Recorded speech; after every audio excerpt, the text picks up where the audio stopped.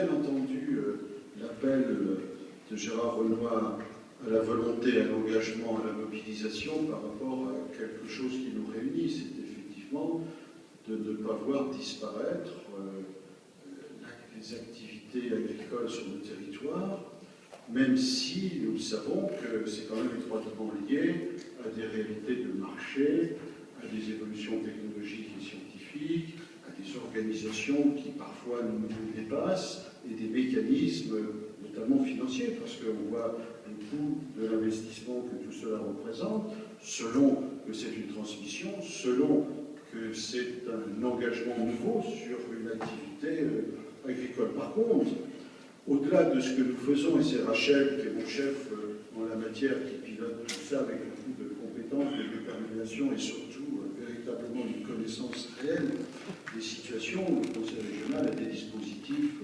financiers sur le soutien à l'installation. Ça, c'est clair. Par contre, où nous devons être très précautionneux, parce que si l'on veut qu'il y ait des professionnels qui occupent ces métiers et toute la pertinence économique qu'appellent aujourd'hui les différentes évolutions, c'est le niveau de la qualité de la formation.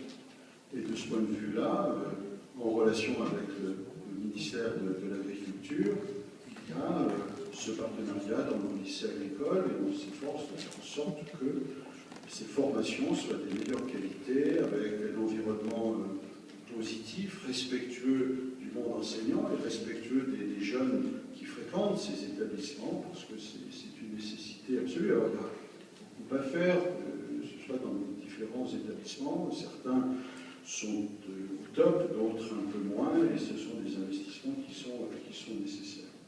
Moi, je ne vais pas aller beaucoup plus loin, parce que, d'une part, c'est une relation qui nous a réunis aujourd'hui sur des propositions que le directeur régional va transmettre à notre niveau, et puis il y aura une suite nationale et peut-être une traduction législative et des débats à un moment donné, et la nation devra prendre position.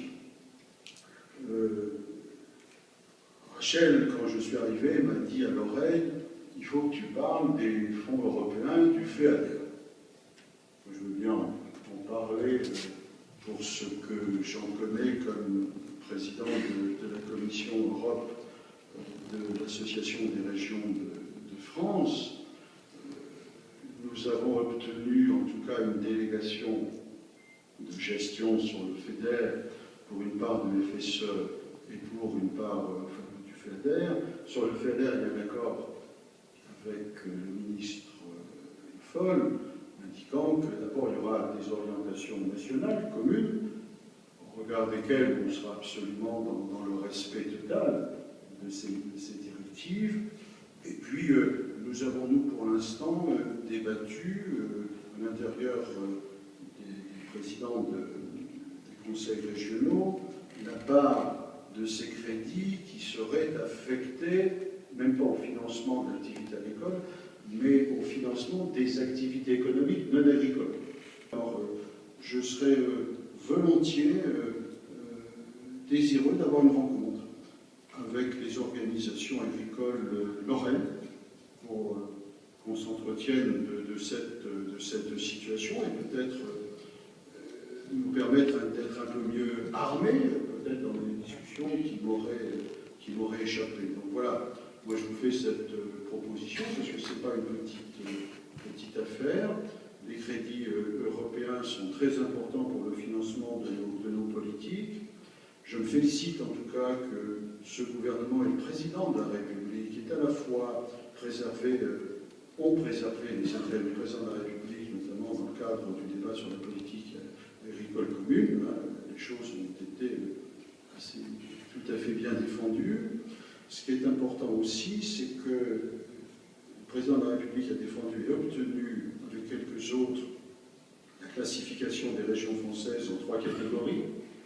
Les plus favorisées, les régions intermédiaires, en quelque sorte, et les moins favorisées. Sur le territoire métropolitain, il y aura à la fois des régions les plus favorisées et celles en situation intermédiaire, et les ultramarins auront à connaître effectivement des situations, les régions les moins favorisées. Mais ce qui est important, et il se trouve que la Lorraine, comme 9 autres régions, sont placées dans les régions en transition, donc intermédiaires.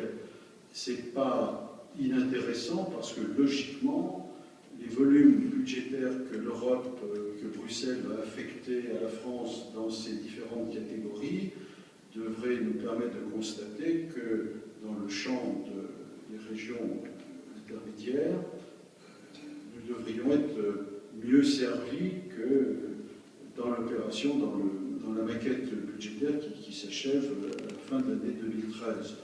Il est difficile de donner des chiffres aujourd'hui, mais des premières estimations, est-ce qu'elles seront confirmées? Parce qu'après, il y a des discussions qui restent à conduire ouvertes.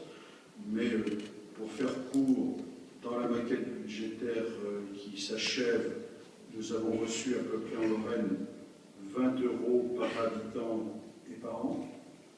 Et nous pourrions tangenter peut-être, si tout va bien, 30 € par habitant et par an. Donc on voit bien que le volume serait augmenté de 50%. Est-ce que ça ira jusqu'à son terme? C'est trop tôt pour le dire, mais la façon dont ce gouvernement a défendu les intérêts de nos régions et de nos activités agricoles, c'est plutôt quelque chose de satisfaisant dans un moment budgétaire assez compliqué. Donc, en résumé, moi je suis désireux, Rachel, que tu prennes une initiative au sein avec le Conseil régional, avec les partenaires de l'agriculture lorraine, pour qu'on regarde cette question des crédits du FEADER.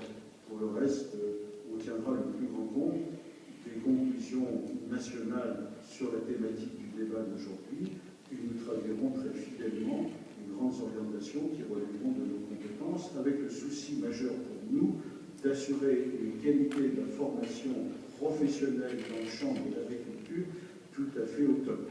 En tout cas, merci, Monsieur le Préfet. Je vous cède volontiers la parole.